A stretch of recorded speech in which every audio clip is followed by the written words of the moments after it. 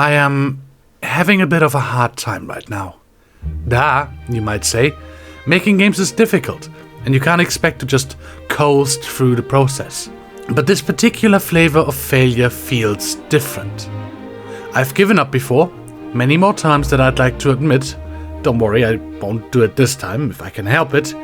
But I'm bringing that up so you know that I know what it feels like to fail.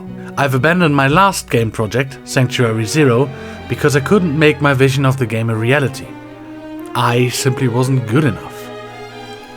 Over the last month and a half, I've been working away at the Hoverbike game, and I've made progress. I started documenting everything I do during development on my Discord server, link in the description if you're curious, and we'll go over what I've done later, but the important thing is, I did make progress. Quite a lot of it, actually. And yet, a barrier has arisen within my head. I dread working on the game because it is working out. Because I'm making it work. It sounds oxymoronic, but it is true. I am afraid that I will not be able to live up to my own expectations and standards. I am afraid that nobody will like what I make.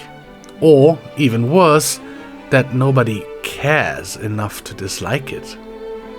This feeling has been hanging over me like the sword of Damocles, the strands ever weakening until the blade drops and my weird, fragile ego gets the better of me. There is this platonic ideal of art for the sake of art, to make something for the sake of making it. That a true artist must not care about what is thought of them. But if you ask a lot of artists in whatever field you choose, really, you will most likely find that that is not how it works. It's an ideal, not a reality. Reality is that we are social animals, and we yearn for validation. We need to be reassured that our work is worth something, anything. Otherwise, we break. The reality is that I don't make, try to make, games for myself. I make games so I can share them with others, so I can see others play them, so others can enjoy their time with them, but also to communicate, to share my experiences, filtered through the lens of aesthetic, ludic, and narrative style. So, what if nobody cares? Why bother? Well, sunk cost fallacy for starters. I've put so many hours into this whole thing already, it would be horrible to not see it through, but also because I know that somebody will care eventually. So, what have I been doing? You've seen me develop the hoverbike driving mechanics, and while the hoverbike itself is still not in the game, a placeholder hover truck is. And it is both a functional vehicle and able to be taken apart, although I've only set up a few of its parts at this point. I did end up rewriting the construction system to make it a little less janky though. It used to be that the vehicle would, aside from its actual parts, also carry around an invisible, intangible version of the prop that is associated with each installed part. So there was a hover engine, and then another invisible hover engine that would be carried along and would be reactivated, if you will, when the part was uninstalled. This was, needless to say, pretty jank. I rewrote a lot of the system, so it now spawns in new props when you uninstall parts, and I also laid the foundation for these parts to have condition in the future, so things can break. I implemented survival mechanics. These will not be especially hard to take care of, but provide basic motivation for the player. You will have to do the, hopefully, fun parts of the game in order to not die. We have all the classics here. Hunger, thirst, sleepiness, and that's about it. There's money now, as well as infrastructure for shops. At the moment there's only 2 vending machines, one dispenses food, the other drinks, but the concept is flexible and can be used for any simple shopping interface.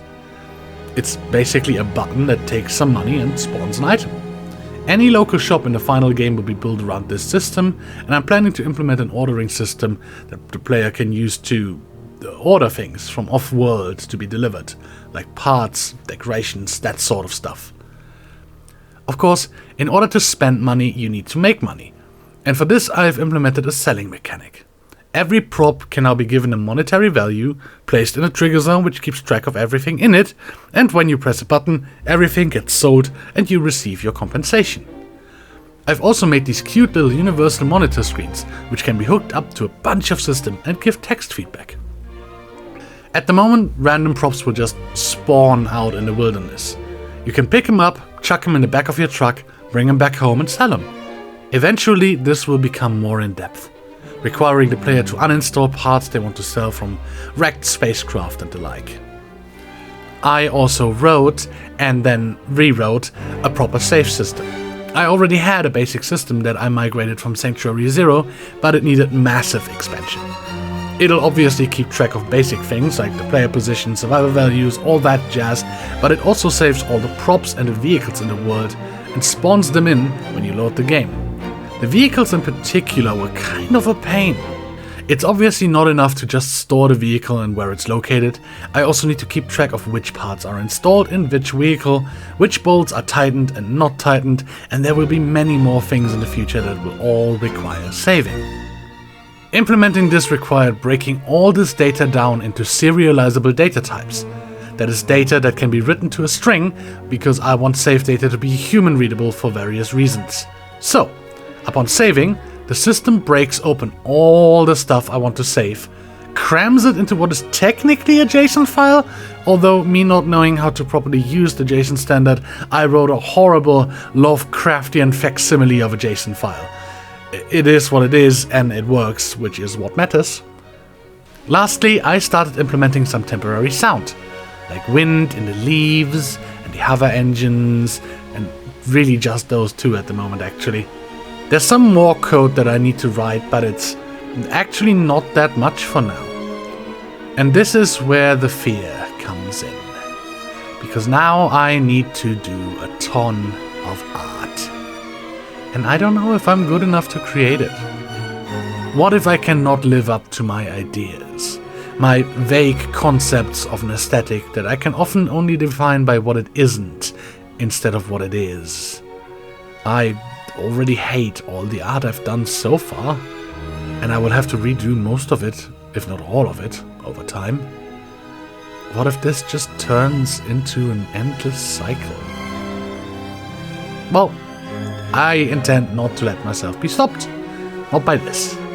If I can't get all the art to work, then we will have to shift gears and learn, together, how to become better artists. It's a skill that can be learned and improved like any other.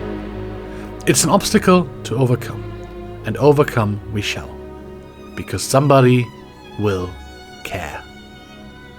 And maybe it's you who cares. If you do, consider subscribing.